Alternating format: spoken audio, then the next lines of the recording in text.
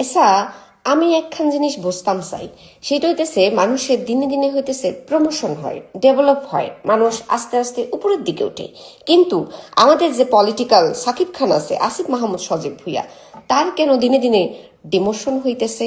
সে কোথাও কোনো জায়গা না পাইয়া এখন সে ময়লায় গিয়ে স্থাপিত হয়েছে।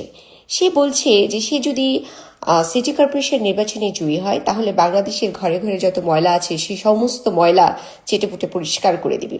কিন্তু ব্রো, আমার প্রশ্নটা হচ্ছে, আপনি যখন আপনার প্রিয় সরকার তার ক্যাবিনেটে ছিলেন, স্থানীয় সরকার মন্ত্রণালয়, তখন আপনি কি করেছেন দেশের জন্য? তখন শুধু আপনি সিটি কর্পোরেশনের ময়লা পরিষ্কার না, তখন আপনি যদি চাইতেন তাহলে দেশের অনেক ডেভেলপ করতে পারতেন।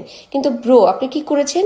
সেগুলো তো করেনই নাই, মানে দেশের জন্য ভালো কিছু তো করেন নাই, উল্টা আপনি মব করেছেন। উল্টা আপনি মানুষের থেকে তদবির বাণিজ্য করে টাকা পয়সা নিয়ে সেগুলো দেশের বাইরে পাচার করেছেন।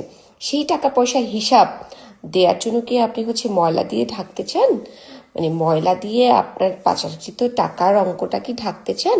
আর সেটা যদি আপনার উদ্দেশ্য হয় ব্রো, সেই উদ্দেশ্য বাংলাদেশে স্টাবলিশ হবে না। মানে বাংলাদেশের মানুষ এত সহজ নয় যে আপনার এই ভাওতাবাজি বুঝবে না। অলরেডি আপনি ফেল মারছেন অনেকগুলি জায়গায়, এটা প্রমাণিত। এই জায়গাতেও আপনি ফেল মারবেন, সেটা অলরেডি মানুষ বুঝে গেছে। কিন্তু আপনি যে ময়লা পরিষ্কার করার দায়িত্ব নিয়েছেন, সেই দায়িত্ব আপনাকে দেওয়া হইলো কিন্তু কোনো পদবিতে থেকে নয়। আপনি চাইলে এমনি এমনি একা একা ময়লা পরিষ্কার করতে পারেন। আমার পাশে অনেক ময়লা আছে, আপনি বললে আমি রেডি করে রাখবো, আপনি নিয়ে গার্বেজ করে দিন। বুঝতে পেরেছেন দাদা?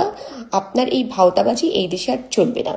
আপনি ময়লা পরিষ্কার করুন আর যা ইচ্ছা তাই করুন। আগে হিসাব দিন যে টাকাগুলো আপনি দেশের বাইরে পাঠিয়েছেন, সিঙ্গাপুর অ্যাকাউন্টে কত টাকা আছে সেটার লিস্টটা আমাদেরকে আগে পেশ করুন, তারপরে আমরা